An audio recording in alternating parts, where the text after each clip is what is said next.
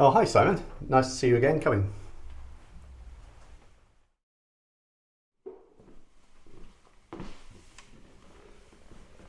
Hi, I'm Nik Randall. I'd like to welcome you to our home in an old school in East Dulwich. I'm an architect and I live here with Suzsi Corio, who's textile designer and artist.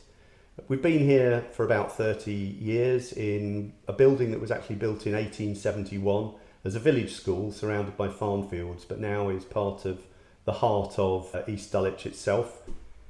Yeah, when I designed this about 30 years ago, what we were trying to do was to actually shape it for the way we wanted to live. We'd been sort of influenced by Japanese architecture for the flexibility and the storage, by Pierre Chareau's house, Maison de Verre in Paris, which also includes a workspace, and Suzsi ran her successful textile studio from here as our son was growing up. So it's been shaped for us and it's worked incredibly well. We didn't intend to stay here really as long as we have, but we've enjoyed it so much and the area is such a great place to live that we've stayed a long time and we'll be very reluctant to leave. My love of flexible living space actually extends to the bedrooms, and the one of the bedrooms overlooks the main space, which is part of the joy of living here, but it could easily be separated off if people wanted that to be more private. The other large bedroom has an ensuite, so that's already more secluded. But it's a place where you could have two bedrooms or you could have four bedrooms. It's actually very easy to convert some of the other spaces into additional bedrooms for people that might have a larger family. We had one son and it suited us fine and gave us lots of extra space to have playrooms, studios, offices and so on at home in a sort of very lively family atmosphere.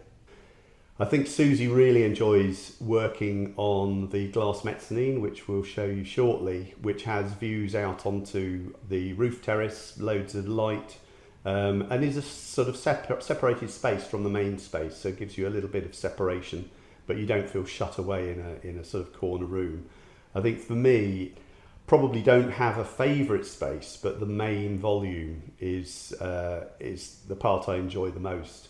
The scale and height of the space just feels so light and open, and is very flexible for film nights on the big screen or having parties. We've had live bands in here, and you know, in fact at Christmas we hang the tree from the ceiling, which we did initially because we were worried our new cats were going to climb up the tall tree and bring it down, so we hung it up, and that's just become a tradition here. It hangs like a sort of massive chandelier in the central space. We tried to keep the character of the building, but not in a nostalgic way, which felt a sort of to be an insult to the original fabric. What we've tried to do is strip it back so that you can see the sort of magnificent oak beams and the stone coins that support them, the original timber floor, which we've lovingly stripped and sort of unifies the whole space.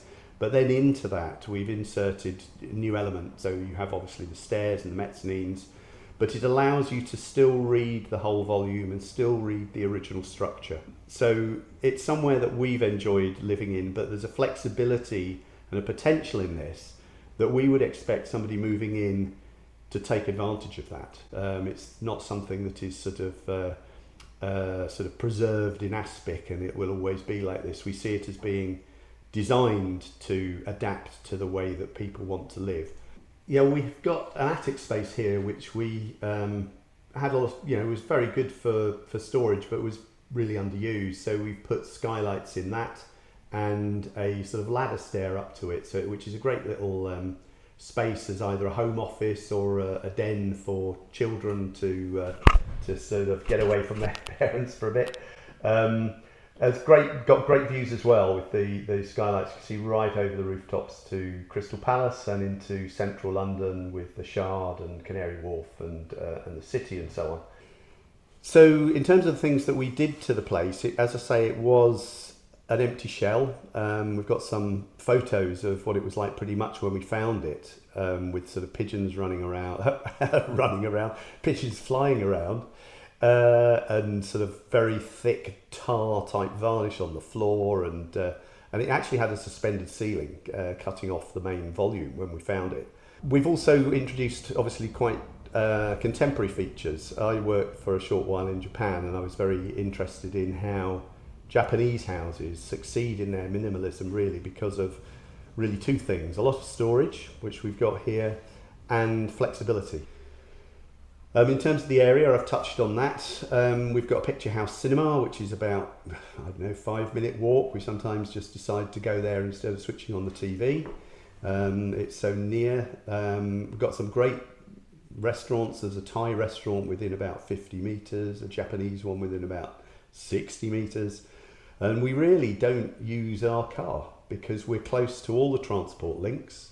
There's buses about 100 yards away that go into central London and also link to Denmark Hill and Peckham Rye and so on if you need those services. But East Dulwich station is probably about a 10-minute walk away, and that gets you into London Bridge in just over 10 minutes. Other things in the area that people might be interested in if they don't know the area are in Dulwich Village, which actually does feel like a village. It's still got that sort of character, unlike a lot of places that are branded as villages in London that don't feel like that. There's lots of little shops and cafes and restaurants there, but the Dulwich Picture Gallery, whether you decide to move to this area or this house anyway, is worth a visit. They have some fantastic small curated exhibitions on top of the sort of permanent exhibits there. There's also just up the hill the Horniman Museum, which is an offshoot of the Natural History Museum, and it actually won World Museum of the Year a couple of years back, so that's worth a visit. And from there as well, from the Horniman Garden, you get some other fantastic views, elevated views looking over London, similar to the ones that we get from the roof terrace here. I suppose the two things that I would say is that I think we're in the sweet spot for East Dulwich. East Dulwich itself is a really nice area with great facilities and shops and restaurants, as I've said. There's a market on North Cross Road every Saturday, which has fantastic sort of local artisan, homemade foods and so on. But it also has bric-a-brac and sort of cool clothes stalls and so on as well. As I say, that's only North Cross Road, which is about 50, 100 metres from where we are, but we're set back from that. So we've got all the benefits of the convenience of nipping down there on a Saturday morning to get a loaf of bread or something for breakfast, but also the quiet, the peace and quiet of being set back within the private courtyard of St Clement's Yard. There are good schools in the area, both independent and state schools. We know most of our neighbours. There's a street party most years in Archdale Road, which everybody takes part in, which is a great little event.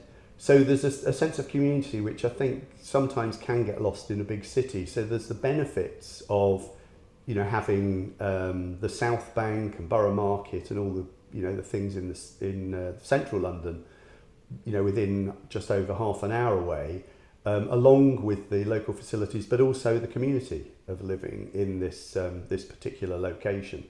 We're going to be very sad to leave. That's not been an easy decision, and as Simon from Nik Properties will tell you, it's probably taken us longer than a lot of people to decide to make that plunge. But we want to have a new adventure. We've been here for, as I say, about 30 years. Our son's grown up here. He's now left home. We don't need all this space. We don't need to live in the way that we did when it was a family home and when we had a home office working from here. We need something different now, and we want to move somewhere where we can have a similar adventure and then, bequeath this fantastic space to whoever follows us to live here.